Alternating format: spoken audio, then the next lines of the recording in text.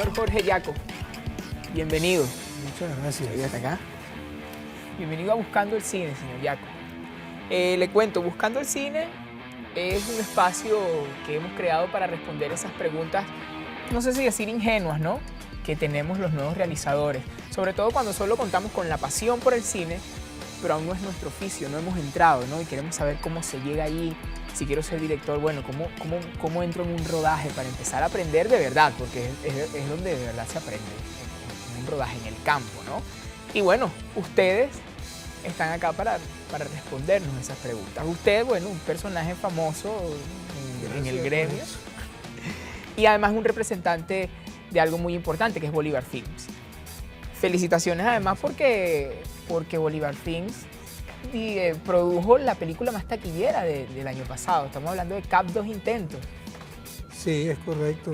Nos tocó esa suerte de que un documental como ese haya sido la película que el público más respondió en la sala. Pero Bolívar Films, aparte de esta película, también ha tenido una historia muy larga y es pionera inclusive del intento de hacer del cine una industria en el país. Eso fue nuestro fundador que lo hizo en los años 40 y también tuvimos una película muy importante que se llama La Balandra Isabel, es una película que ganó un premio en Cannes de fotografía, y otras películas más en aquella época que hicimos, que se fueron 8 películas, que todas ellas hubo respuesta del público, pero lamentablemente nos adelantamos quizá a una época en cuanto a la exhibición, sin entrar en detalles que yo no conozco de exhibición, pero creo que nos pasó algo de eso ahí. 77 años entonces de historia, casi 77. Casi 77. De los que usted conoce algunas. De que conozco algunas, no quiero que se me caiga la cédula, pero conozco 60. Bueno, vamos a hablar un poco de usted y un poco de Bolívar Films. ¿Cómo no? Señor Yaco, la silla es suya, bienvenido. Bueno. Esta silla es prodigiosa, se ha sentado. Cuidado, porque a lo mejor esa silla... Unos cuantos se han sentado allí. Bienvenido. Bueno, gracias.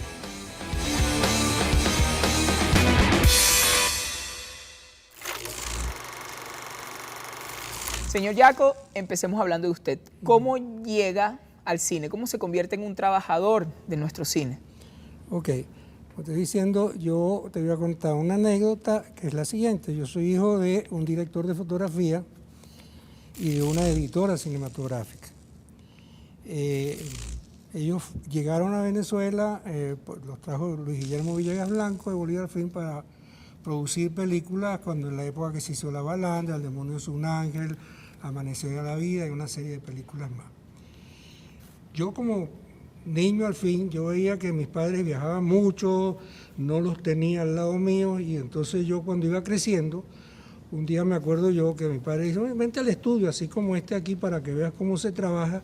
Y yo le dije, no, yo no quiero trabajar en el cine, yo quiero ser un tipo normal, yo quiero tener una carrera de esas que uno entra y sale y vive tranquilo, ¿no?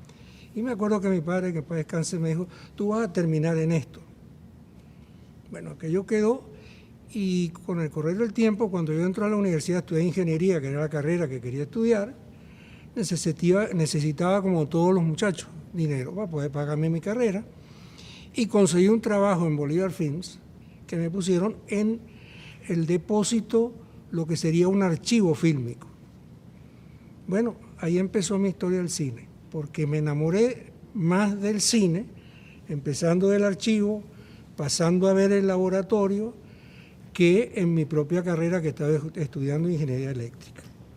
Así entré yo al cine y entré en septiembre de 1958 y hasta el día de hoy nunca me he separado del cine.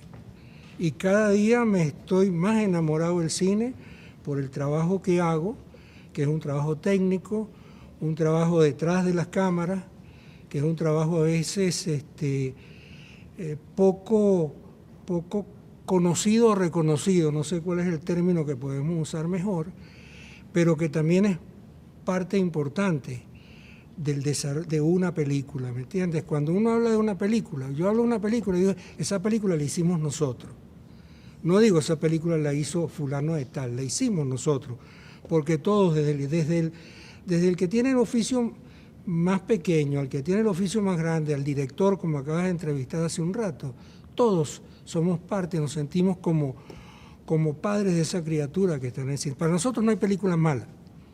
Para nosotros todas las películas que se pasan en la pantalla son obras y de gente que ha querido expresarse a través del cine y llevarle a la gente un cuento, una historia o un documental o cualquier forma de expresarse él, de comunicarse con la gente.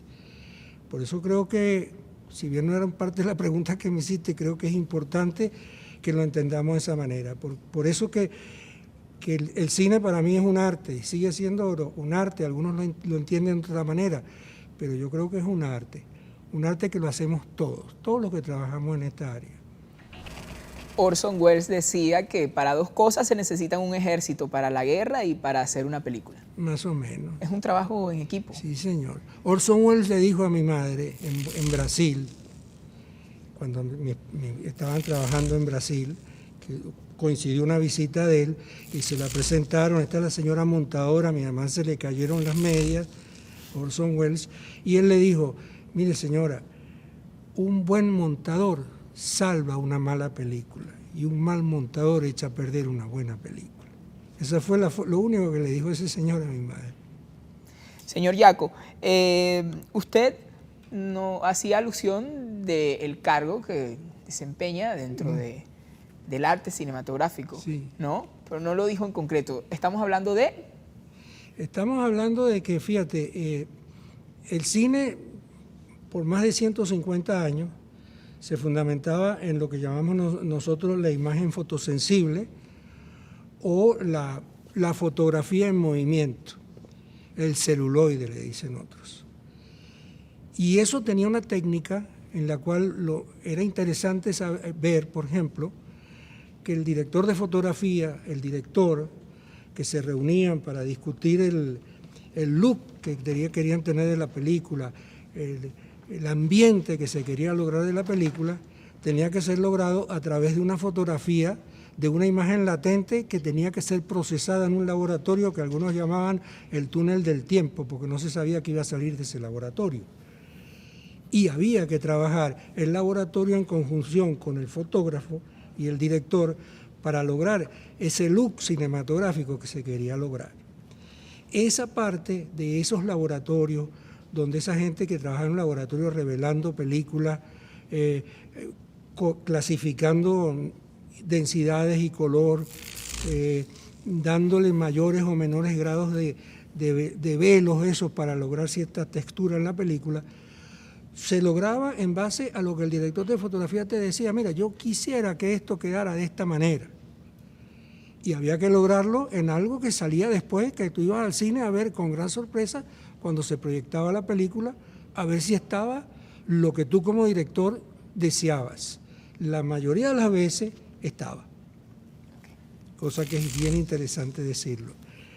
Hoy en día cambia, hoy tenemos otra tecnología, la tecnología digital, la inmediatez de la tecnología digital, pero que también la estamos viendo ahorita. Ahorita tú estás grabando y estás viendo en alguna parte lo que se está grabando y los resultados que se están obteniendo se están viendo.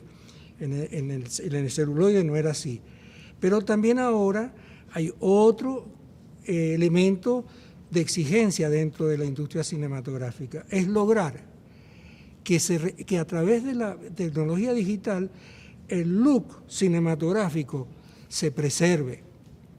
Por eso que cuando uno habla de directores también, y en este momento de cambio tecnológico, te encuentras con que hay directores famosos, como Nolan, como Tarantino, por ejemplo, que defienden a ultranza el registro fotográfico versus el registro digital. Porque el registro fotográfico no comprime, que básicamente es eso, no comprime, y segundo tiene un look, que es el look real de lo que está pasando. ¿Entiendes? Hay otros que no, hay otros que dijeron, mira, se acabó esto, ahorita nos vamos con el digital, desde cámaras digitales, Panavision, Sony, todas estas tecnologías, que hay una lucha, vamos a decir, una lucha tecnológica de las cámaras, porque ahorita todos los días sale una cámara nueva y hace obsoleta la que salió hace una semana. Y hay un cambio tecnológico en esa parte que todos tenemos que meter la mano. es también importante que ese cambio tecnológico trae la democratización del medio. Ahorita se podría hacer una película con un celular, y una película honesta, que tú la puedes llevar a una pantalla de cine y no es que se va a ver una porquería, se va a ver una película, pues. Entonces, hay toda una tecnología nueva, hay toda una forma nueva de ver el cine que tiene que tener básicamente el soporte tecnológico. Es ese soporte tecnológico que estamos obligados, los que manejamos la parte técnica, de estar constantemente en la cresta de la ola, viendo cuáles son los cambios. Porque el día de mañana tú grabaste bajo unas condiciones y tienes unos archivos, vamos a decir, RAW, por decírtelo, y lo pones DPX, por hablar de unas terminologías de lo que se usa cotidianamente, y mañana sale otro y te dice, no, eso ya es obsoleto, ahora es este nuevo. Y todo lo que tú estabas haciendo hay que empezar de nuevo. Y en eso estamos en este momento. Y el otro tema que tiene que ver mucho con esto, y que es sumamente importante, es la memoria. El cine no se puede perder, o sea, uno tiene que hacer un cine. Cuando alguien me preguntó una vez a mí, ¿cuánto puede durar una película? Yo contesto, la película tiene que durar para toda la vida. No es que me digan a mí que la película va a durar 50 años y bueno, ya duró. No. El Quijote de Cervantes está durando para toda la vida. ¿Okay? Y lo que el viento se llevó debe durar para toda la vida. Y la película El Inca que acaba de hacer mi amigo Ignacio aquí es que dure para toda la vida.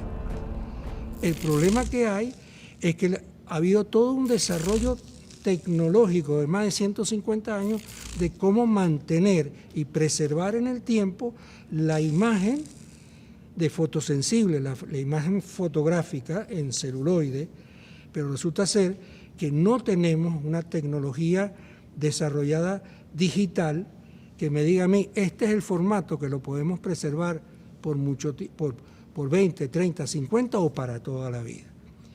Porque resulta ser que cuando me dice, lo vamos a guardar en disco duro, mira, el disco duro dura hasta que sale un mensaje que te dice, este disco no lo reconoce, quiere formatearlo, ese es el principal momento que te dice que está listo. O cuando vas a grabar una cinta, tú grababas en un Betacam como usábamos nosotros en la compañía y dentro de poco eso es un disco histórico, una cinta histórica, no digamos las 2 pulgadas o el ¿cómo se llama? El Umatic y todos esos formatos, porque ¿cuántos formatos ustedes conocen de video que han salido en los últimos 20 años? Infinidad. Mientras que en cine había uno solo, 35 milímetros. A eso hay que llegar. Entonces ese es el reto de ahorita, de los viejos como nosotros y los nuevos que se están integrando. Porque la memoria de la película grabada en digital tiene que preservarse en el tiempo, igual que las películas que hechas en cine. Porque hay muchas obras importantes, muchas obras en este momento, en este país, que hay que recuperar y no se sabe dónde están. Porque si usaron en una grabación, una cinta, grabaron X número de horas y después que se terminó la película, el disco que era lo mejor del editor te dice, mira chamo, ya terminamos. Bueno, borro y monta otra película y se acabó la película. Así es.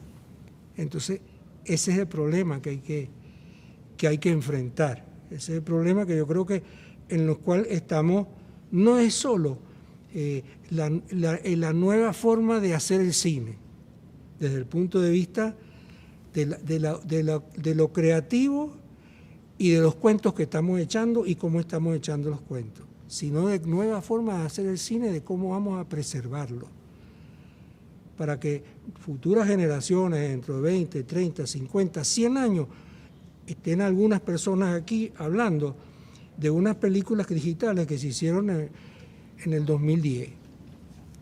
Eso hace falta también preocuparse un poquito de eso.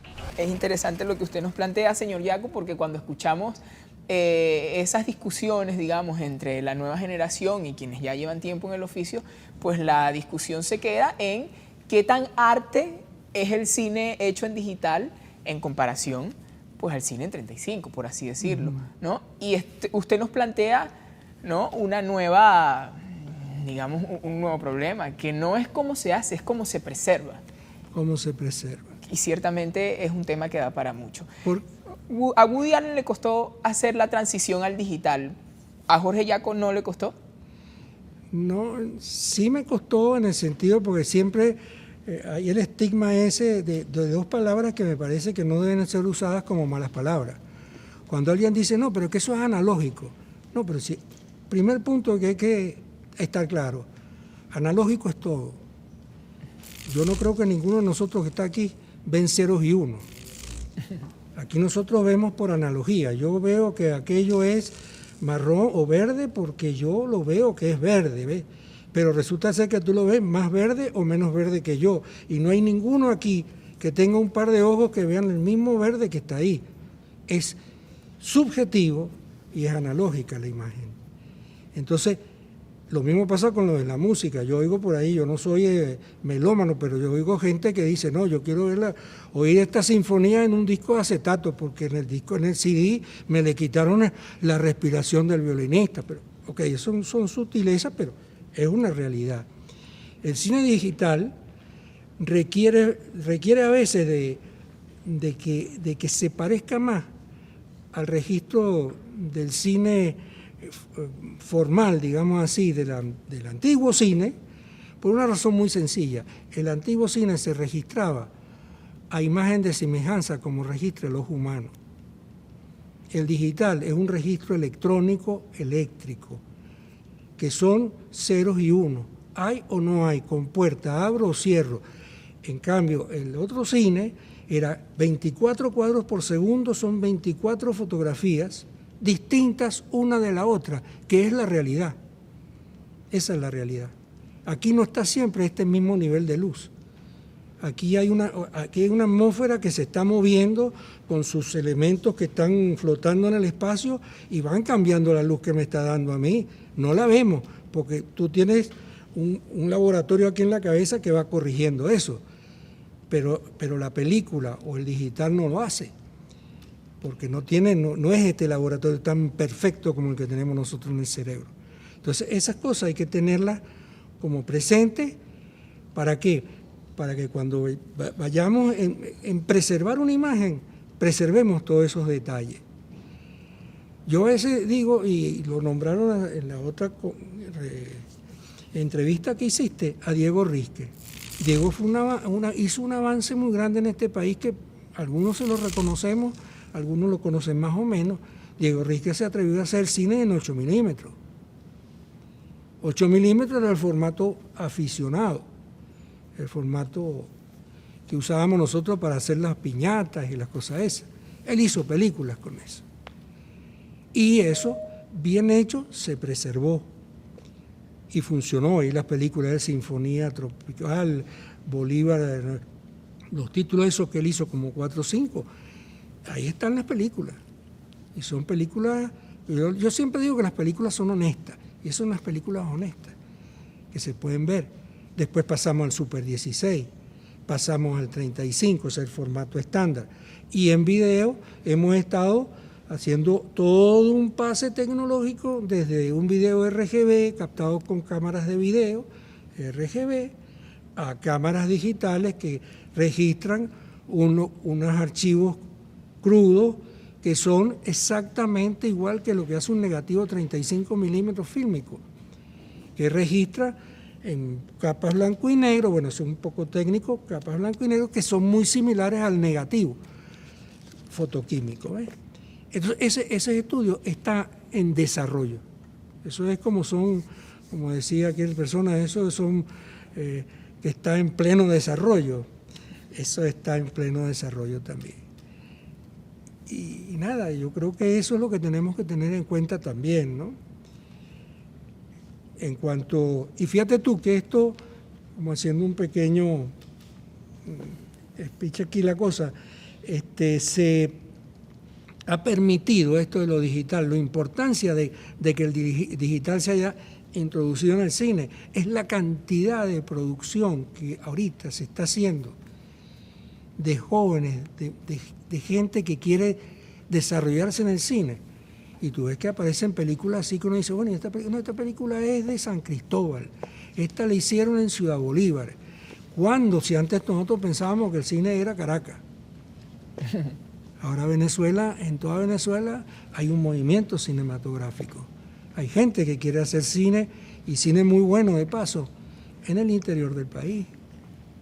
Y eso es gracias a que la tecnología digital le permite a ese cineasta que antes de decir tener una cámara que iba yo a alquilar en una persona y tenía que hacer una cola porque había 4 o 5 películas antes, porque hay una sola cámara, ahorita cada quien puede tener una cámara y hacer una película.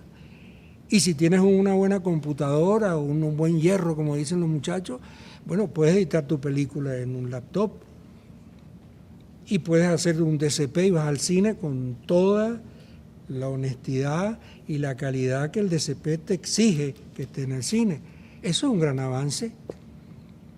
Eso permite que cada día haya más gente haciendo cine.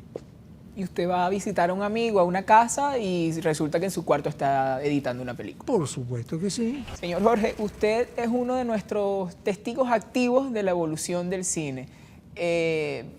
Más allá de eso le pregunto, ¿en qué ve usted diferencia entre los cineastas, digamos, nuestros maestros, y los de ahora, los de mi generación, por así decirlo?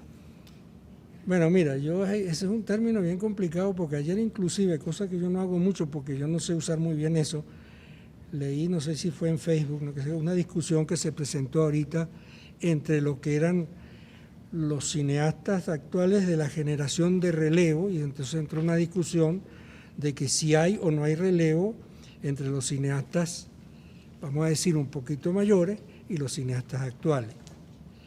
Ahí hay una discusión está ahí entre los propios cineastas, de paso. Yo creo que la diferencia entre el cine de la generación anterior y la generación actual no está en la forma. Yo creo que está en los contenidos. Esa es mi opinión. ¿Y por qué están en los contenidos? Porque el contenido, quiera o no lo quiera el realizador, él recibe un feedback de la gente en la calle.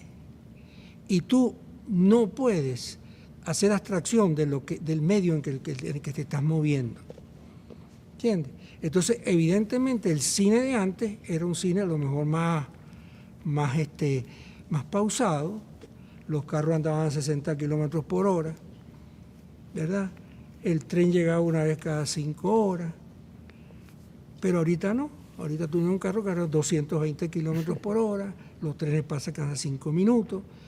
Entonces, evidentemente, tú no puedes estar imaginándote una historia, haciendo la historia en función de cómo era, a no ser que sea una película de época y te tenga que trasladar para atrás para llevarlo a esa imagen, a eso que llaman imagen lenta del cine antiguo o el cine anterior.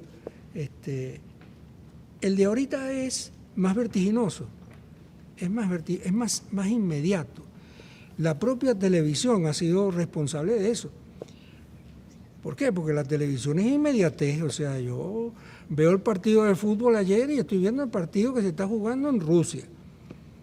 En la época de los campeonatos del mundo anteriores, lo oía por radio en onda corta, te llegaba un poco y después veía el partido dentro de 3 semanas porque aparecía una peliculita de 16 que pasaban un resumen del partido. Ahorita no es así. Eso ha cambiado. Pero creo que los cineastas siguen siendo los mismos. Los mismos personas que cuando se ponen a hacer una película piensan que están haciendo la película. Con todo el cariño le ponen hasta la casa, el carro, el televisor, todo para hacer su película. Porque esa es su película. El de ayer, el de hoy y el de mañana. Para mí todos lo van a pensar igual. Eso así, para mí es así. Señor Jorge, ¿el cine venezolano, arte o industria? Mira, la tendencia del cine venezolano es hacer arte. Industria han hecho algunos, que es tan respetable como la otra, ojo. Pero creo que el cine, la tendencia del cineasta venezolano es hacer un cine propio, que podría ser llamarlo así, a cine artístico, pues, por decir algo. Y segundo, un cine muy, esto puede ser, que bueno, igualito lo voy a soltar. Y es un cine que trata de ser muy, muy venezolano. Muy venezolano. A mí a veces hay críticas que me parecen que no son justas cuando dicen, no, pero es que el cine venezolano es muy grosero.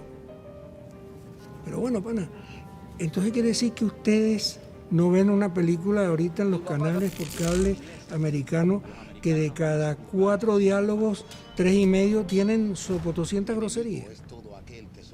Ah, pero como están traducidos cáspita, que has dicho no sé qué cosa, entonces eso no es. Pero en el idioma original también lo usan igual que nosotros. Yo creo que grosería dice todo el mundo. Y si el cine venezolano, algunas películas se exceden en la utilización de un lenguaje que no eso es, puede ser con términos que llamamos grosería. No por eso tiene que decir que el cine venezolano es grosero. Yo creo que eso es parte de un cine, pero también puede haber otro que no es grosero, ¿entiendes? Entonces, yo creo que tenemos que ser menos autocríticos, porque aquí somos muy dados a eso, a criticarnos más de lo que debemos criticarnos. Es decir, uno ve películas venezolanas que son icónicas y son películas, bueno, que expresan una realidad del país, ya está. Así es. Además que, sobre todo en los años 70, se habló de que el cine venezolano era solo cine de prostitutas y malandros. Exactamente. Pero era también una falta de conocimiento, ¿no? Porque también se hacían películas preciosas, películas muy artísticas y basadas en nuestra literatura. Entonces, más bien, era que se hablaba del cine que la gente estaba yendo a ver. Claro. Porque las prostitutas y los malandros, entonces, al público le gustaba mucho irlo a ver al cine. ¿No piensa usted que es así? Claro, así es. Yo nunca pensé que podíamos caer en esos términos, porque a veces hay ciertos intereses que se mueven ahí, que es cuestión mejor no perder mucho tiempo en eso, ¿no? Hay intereses a veces ahí, ¿no? Que el sonido venezolano, las películas se oyen muy mal. Bueno, pero tú ibas al cine venezolano a oír las películas, y vas a ir al cine subtitulado y vas a leer las películas. Pero el proyector que estaba pasando era el mismo proyector y el mismo sonido. Lo que pasa es que en uno tú leías y en el otro oías. Entonces, la misma deficiencia que podíamos tener en una película venezolana la podía tener una película americana tranquilamente el sonido. Lo que pasa es que el punto de comparación es distinto. O sea, no estábamos en los mismos términos. Hoy en día, yo creo que el cine venezolano es un cine que puede ser perfectamente competitivo con cine mundial. Porque no hace falta hacer Matrix para que tú digas, coño, estoy haciendo la mejor película del mundo. Ojalá lleguemos a hacer una película Matrix. Pero si tú haces, que te digo, El Postino, que se puede hacer en un cuarto de 8 metros cuadrados, es una película. Y eso no tenía los efectos especiales de Matrix, ni los efectos especiales de Blade Runner, ni cosas de esas, que es otra cosa. O sea, yo creo que tenemos que ser un poquito más justos en eso, a la hora de compararnos, porque a veces tratamos de subestimarnos a nosotros mismos. ¿Por qué? ¿Cuál es la idea de subestimarse? Tenemos la opción y tenemos el talento en este país, y tenemos la gente, porque hay otras experiencias muy bonitas en este negocio del cine, que cuando tú dices, mira, tenemos que hacer este movimiento, pero no tenemos una cámara con motion control. Bueno, chicos, pero yo creo que si nosotros agarramos y amarramos esto aquí, apretamos allá, somos gente creativa, desde el punto de vista hasta técnico. Inventamos un motion control con un cable y una rolinera y vamos bajando la cámara y nos metemos y lo hicimos. ¿Entiendes? Eso hay que aprovecharlo. Señor Yaco, ahora hablemos de, digamos, su madriguera creativa. Hablemos de Bolívar Films, que además es una referencia para todos los cineastas de este país. Los de antes, los de ahora, los de siempre. Hoy por hoy, ¿qué sucede en Bolívar Films? ¿Qué podemos encontrar si vamos a Bolívar Films? ¿Qué necesidades puede cubrir a los nuevos cineastas Bolívar Films? Bueno, fíjate, Bolívar Film, para hacértelo cortico, el fundador de Bolívar Film era un amante y soñador del cine. Él creó esa empresa para hacer cine grande. Por eso te hablaba yo. Bolívar Film se creó y se fundó allá en Santa Eduvige, donde estamos todavía, solamente que Bolívar Film estaba abajo, donde está el Hotel Pestana ahorita, por allá abajo, toda esa parte era Bolívar Film. Y se creó como si fuese la industria que en aquel momento existía. Teníamos laboratorios, teníamos salas de sonido, 3 estudios, lo tenía todo para hacer cine, para producir hasta 2 películas simultáneas. Así lo soñó el viejo Villegas, como le decimos nosotros. Bueno, se hizo ese intento, el intento tuvieron sus resultados técnicos, los resultados creativos muy buenos, los resultados económicos quizás no lo fueron, y tuvimos que dedicarnos a otras cosas. Pero nunca dejamos de ser parte de la industria del cine. ¿En qué sentido? En el servicio. En el servicio de sonido, de imagen, de edición, estudios que arrendamos, y sobre todo de querer formar gente. Parece mentira, pero nosotros siempre hemos tenido la idea de que lo más importante es formar nuevas generaciones de gente que trabaje en la industria del cine. Y por ahí se había dicho, mira, Bolívar fue una especie de universidad del cine, porque ahí el que trabajó en Bolívar puede trabajar en cualquier parte. Más o menos cierto es, porque ahí aprendes de verdad un oficio, ¿me entiendes? Porque el oficio del cine se aprende haciendo cine, no solo en los libros, sino haciendo cine, al lado de gente que te pueda enseñar, ¿entiendes? Es un poco la teoría oriental. Los orientales dicen que uno aprende del maestro, el maestro es el que está por encima de uno.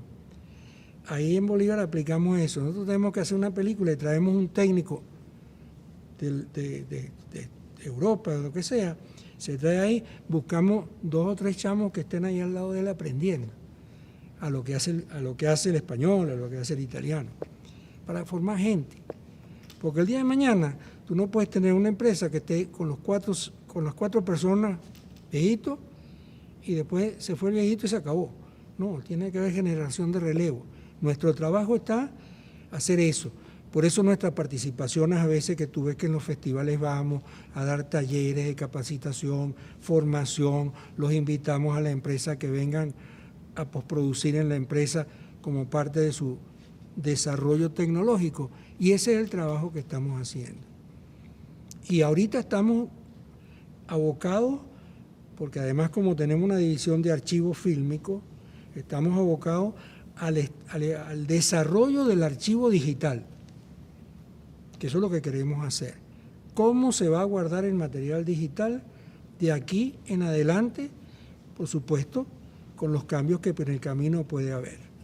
Pero eso es lo que queremos hacer. Y en eso estamos trabajando.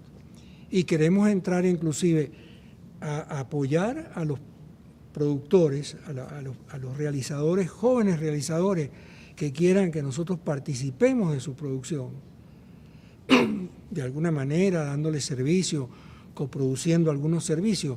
Nosotros tenemos los brazos, como dicen, abiertos para que vengan. Es más, nosotros queremos ir hacia ellos en ese sentido. ¿Por qué? Porque a veces hay muchachos que están haciendo una película y no hayan cómo terminarla. Nosotros les tendemos la mano para poder ayudarlos a terminar, porque tenemos los recursos y tenemos la experiencia. Eso es lo que queremos, queremos que sea nuestro aporte. Y que el día de mañana digan, mira, Bolívar Film hizo esto, qué bueno, que sí. Pero eso es. Sin duda causa mucha gracia cuando uno escucha las anécdotas de todo lo que hacía el viejo Villegas para lograr hacer una película en el país. Cuentos que son hasta picarescos, ¿no? Todo el esfuerzo que él ponía, los atajos que tomaba, ¿no? Todo un personaje que se le puede hacer incluso una película al viejo Villegas. Y qué bueno que dice, ¿no? todo esto de lo que tiene planteado hoy Bolívar Films, que me parece que es un poco marcar la diferencia. Hoy en día, cuando hay tantas casas productoras privadas independientes del Estado, Bolívar Films está allí para marcar la diferencia. Hay un archivo fílmico importante que, bueno, que a los documentalistas de hoy sirve de mucho. Sí. Acaban de producir un documental muy interesante, Cap 2 Intentos, pero con Carlos Oteiza ya habían hecho Tiempos de Dictadura. Usted me contaba que cada tanto tiempo Bolívar Films se plantea hacer ciertos documentales. ¿Cómo es el proceso de gestación de una idea dentro de Bolívar Films? Bueno, esa es la parte, digamos, creativa. Pero Bolívar Films siempre ha cuidado, por ejemplo, en el caso del cine de documental, que es un poco autor y un poco también investigación y un poco las dos cosas juntas. Nosotros siempre pensamos que tienen que ser piezas muy bien elaboradas para que no exista la posibilidad, que siempre la va a haber, de que haya cierta opinión, mira, que hay un sesgo por aquí o un sesgo por allá. Por eso las películas estas documentales que hemos hecho nosotros han llevado bastante tiempo de producción, más que de postproducción, sino de producción. Nosotros hicimos 3 películas que para nosotros han sido como orgullo para nosotros. Nosotros hicimos Juan Vicente Gómez y su época, que es una película que cualquier estudioso lo busca, no sé si está en YouTube ya o va y lo pide en la Biblioteca Nacional, porque ahí está la historia de toda una época del país, con imágenes, con anécdotas de gente, seres que vivieron en esa época. Esa fue Juan Vicente Gómez y su época. Después se hizo Tiempos de Dictadura, que es toda la historia que viene hasta la caída de Pérez Jiménez, hasta ahí. Y ahora se tocó el tema de Carlos Andrés de Cap, porque fue un tema que políticamente está muy en la boca de mucha gente, ¿entiendes? Y claro, la película deja ahí, ¿la viste? Ese documental deja a criterio del espectador lo bueno, lo malo y lo feo. O sea, lo que se pegó y lo que no se pegó. Nadie tomó partido de decir esto si era perfecto o no perfecto. Y ese es el éxito de las 3 películas. Esos 3 documentales tienen particularmente ese éxito. Y la gente que se involucra en eso, que muchos aparecen en los créditos ahí, que son gente la gente que está haciendo la investigación de ese, porque eso no lo hace una sola persona, lo hacen 50, 60 personas que están investigando el personaje, la época, todo, para llegar a darle forma a un guión cinematográfico de ese documental que parecería que es un documental de tomitas puestas ahí. No, eso está todo bien concatenado una cosa con la otra, ¿no? Bolívar Films. Hay cuentos famosos como, bueno, cuando trajeron a Urruchúa y entonces eso permitió la entrada de Chalbot a trabajar con Bolívar Films. Fueron los estudios de Bolívar Films donde se grabó La Voz de Cabrujas para la segunda edición de Araya. Es Bolívar Films, si se quiere, un lugar místico, ¿no? Sí. Sí, así es. Bolívar Films, cuando yo llegué, bueno, ahí sí la cédula ni la tenía. Yo me acuerdo que yo tuve la fortuna de conocer gente que yo en aquel momento decía, bueno, ¿quién será este señor, no? Pancho Pepe Crocker. Era el locutor del noticiero de Bolívar Films. Conocí y tuve la suerte de hasta estar al lado de él. Trabajé como modelo en uno de sus comerciales con Renio Tolina, que se formó en Bolívar Films. Estoy hablando de personajes importantes. ¿Cuánta gente y cuánta historia, no? En las películas que se hicieron en Bolívar, como yo te conté antes, siempre se trató de tener personal venezolano. Y ahí surgieron Tomás Enrique, surgió Luis Salazar, Hilda Vera, gente que después con el tiempo fueron personajes icónicos en este país dentro de la industria del cine y la televisión. Román Chalbaud empezó como un muchachito, como él lo cuenta, que a lo mejor si lo entrevistas te lo va a decir. Él empezó como un muchacho de 17, 18 años, trabajando de asistente de dirección. Entró a trabajar con Víctor Urruchúa, que era un director mexicano que trajeron para hacer un par de películas. Después de eso se metió asistente de dirección y actor en la película Brujas en el Páramo. Y después eso no paró, hacía teatro y entonces se lanzó a hacer cine. Y hizo su primera película, Caín Adolescente, la filmó en los estudios de Bolívar Film de noche, porque era cuando vamos teniendo realito para poder producir 2 o 3 secuencias, lo hacemos. Y así hizo la película. Su primera gran película fue Caín Adolescente. Y tuvimos personas como Ariel Severino, un tipo que era un artista uruguayo que residenció aquí en Venezuela, murió en el terremoto, que se cayó en un edificio que se cayó en Palos Grandes. Formó gente, escenógrafos de Radio Caracas, escenógrafos de aquella época, se formaban al lado de Ariel Severino. Leopoldo Orsari era sonidista, se quedó en Venezuela, trabajó con Tiuna Film hasta que se murió. Te puedo nombrar infinidad de personas que terminaron de aquella época. Néstor Sabarce.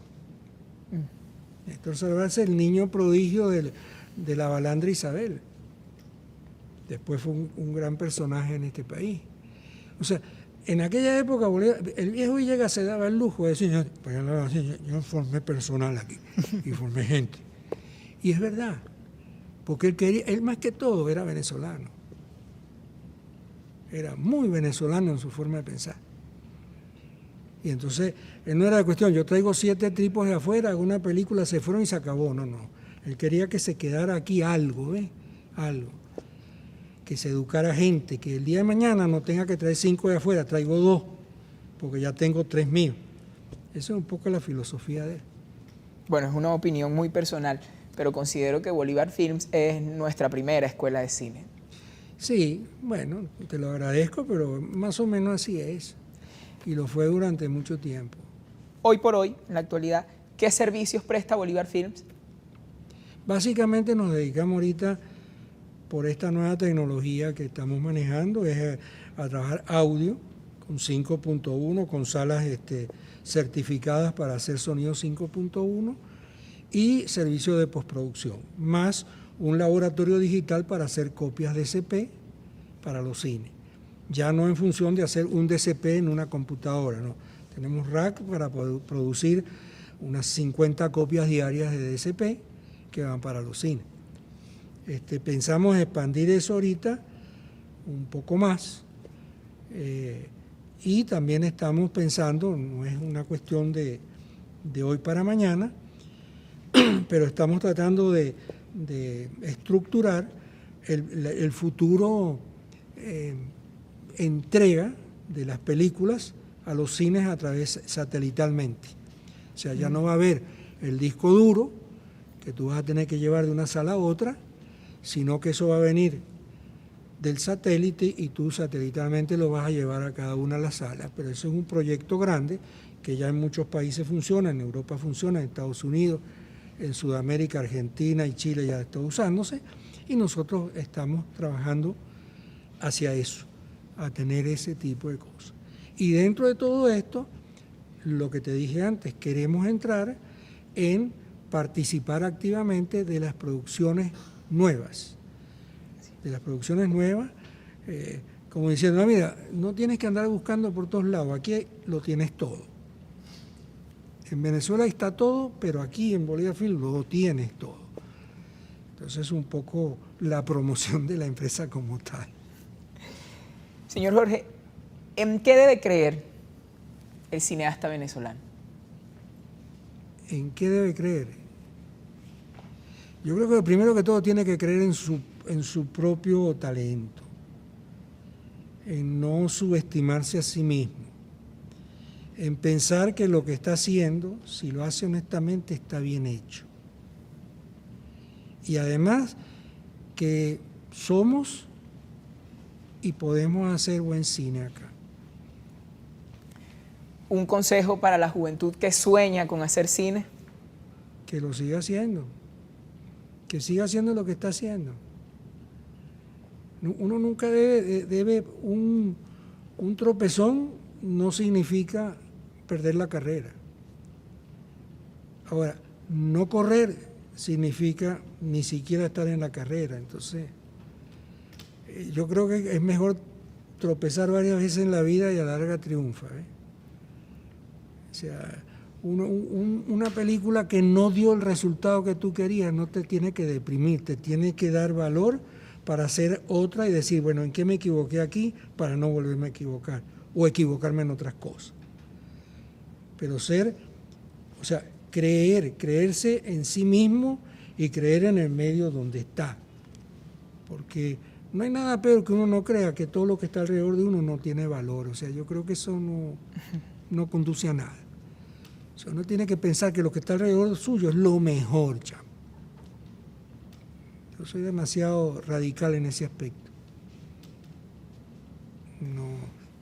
Señor Yaco, estoy seguro, y lo estamos, de que usted y Bolívar Films estarán ahí cuando los necesitemos. Muchas gracias. Jorge Yaco, en Buscando el Cine. Muchas gracias.